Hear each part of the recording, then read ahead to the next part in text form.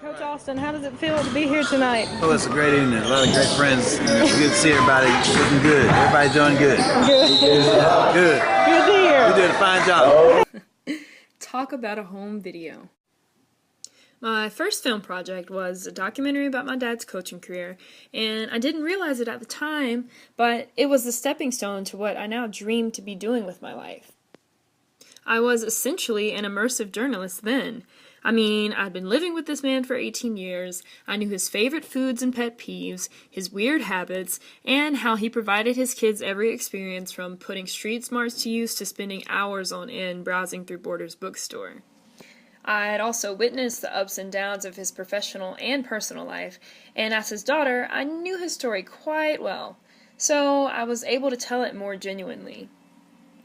And I aim to do that as much as possible in my work now. So far, I've only produced 5 made-for-radio stories, and though they were short, I delved as deeply into some of them as I did my dad's documentary. For instance, when I had to do a story on the North Carolina State Fair, I went to interview the guy running the Fool the Guesser game. When he went to guess my weight, he definitely checked me out. Can I guess your weight? Sure. One in about And he proceeds to check out my backside. 33. It was cool, though. And while interviewing a homeless man once, I sat with him and his friend on the sidewalk, just hanging out and discussing philosophies about life. It turned out to be a really great day. For me, it's just all about getting up close and personal. That way, journalism really turns into storytelling, with characters, plot, some kind of moral, and everything else. I had the chance to study abroad in Southeast Asia this summer through an all-expense-paid program at UNC.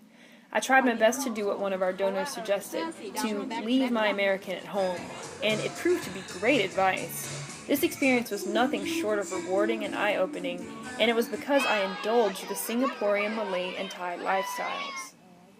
I love this country, but when you leave it, and especially when you come back, it really makes you think about some things. Being American can often be stereotyped as being apathetic or ignorant to the rest of the world and even some people in our own country, especially if their problems aren't ours. But I don't want to be that person. And I choose to express this visually because I know it'll grab people's attention. I'll sum it up with the self-quote. We first see with our eyes, then our minds, and eventually our hearts. And that is how we are attracted to something, inspired to think more about it, and compelled to become a part of making it better.